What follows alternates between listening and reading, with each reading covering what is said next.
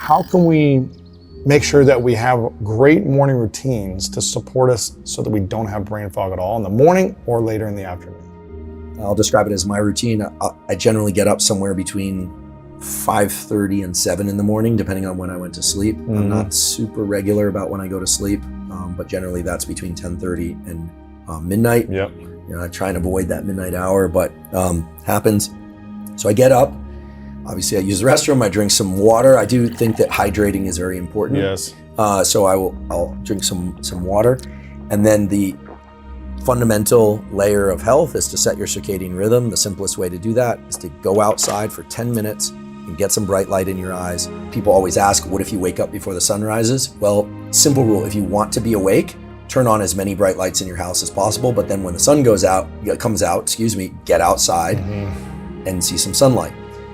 You do not have to look directly into the sun, but you do want to get outside out of shade cover if you can. Don't wear sunglasses if you can do that safely. Don't try and do this through a window. Don't try and negotiate with me on this point. People Go are like, outside. what about a window? Well, the filtration of the important wavelengths of light through the window is just too high, and so it would take hours for you to set your circadian clock that way. You want to do this because once every 24 hours, you're going to get a peak in cortisol, which is a healthy peak. You want that peak to happen early in the day because it sets up alertness for the remainder of the day. I would say this is the fundamental step of any good morning. And if you don't do this enough, you are messing yourself up in a number of ways.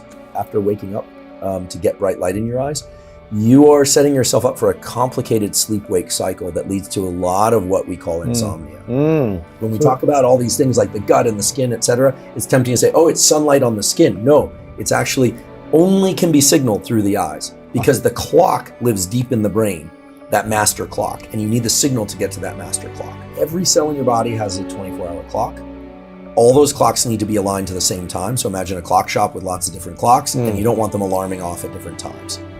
This sunlight viewing or bright light viewing early in the day, I would say within 30 to 60 minutes of waking up for about 10 minutes, or if it's very cloudy, maybe 30 minutes or so, that activates a particular type of neuron in the eye called the intrinsically photosensitive retinal ganglion cell. If people want to look that up, signals to the circadian clock, which is right above the roof of your mouth, but that is the master circadian clock that then releases a bunch of signals into your body. This all happens very fast, and every cell in your body gets tuned to the exact same time reference point so that your system can work as a nice concert of cells as opposed to out of whack. There are a lot of sources of brain fog.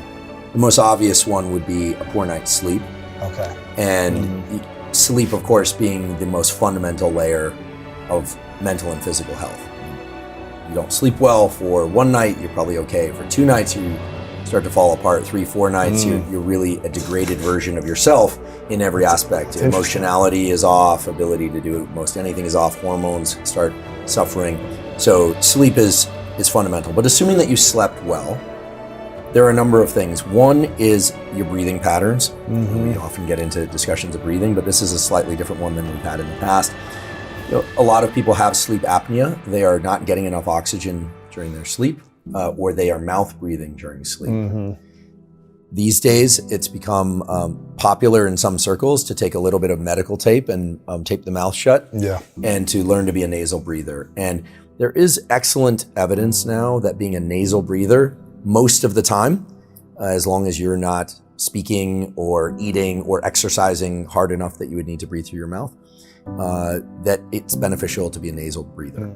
So you wake up in the morning, you slept your normal 6 to 8 hours, but you're feeling kind of groggy and out of it. And of course, there could be other reasons that you're experiencing brain fog. Maybe, for people that drink alcohol the night before, maybe they had alcohol. For people that maybe they ate a meal that was too large before sleep, maybe any number of reasons, right? Gotcha. But getting adequate oxygenation of the brain during sleep is key. So learn to be a nasal breather. And for those of you out there that say, well, I have a deviated septum, a lot of people think they have deviated septums.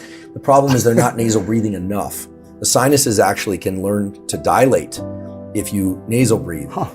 Exercising while nasal breathing, it will kind of depend on the sport. Like if you box, oftentimes there's the need to do a shh or, kind of like exhale on impact type thing.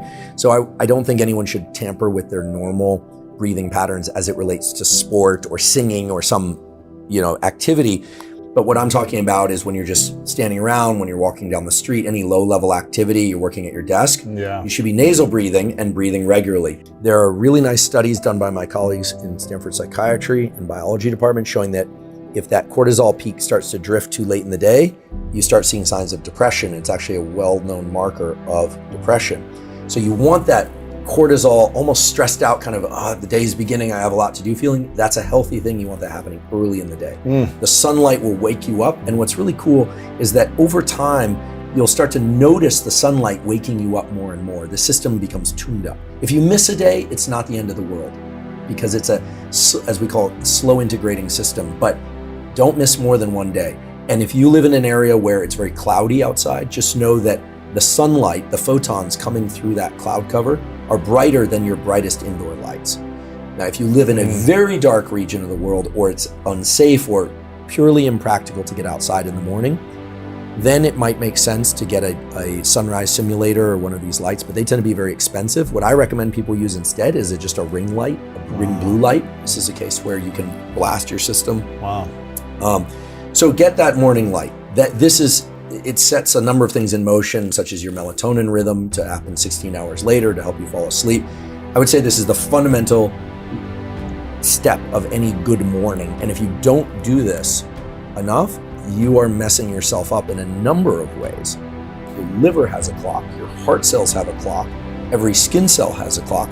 And for those that are not incentivized enough by the cortisol stuff and all the other things, actually the replenishment of stem cells in the skin, hair, and nails is activated by the system. So hair grows more readily, skin turns over, and nails grow more quickly because you have stem cells, literally cells that release more cells that become new hair cells, or new skin cells, and new cells that make up the nails. So skin, hair, and nails also benefit, and it has to be light exposure to the eyes. When we talk about all these things like the gut and the skin, etc., it's tempting to say, oh, it's sunlight on the skin. No, it's actually only can be signaled through the eyes because the clock lives deep in the brain, that master clock, and you need the signal to get to that master clock.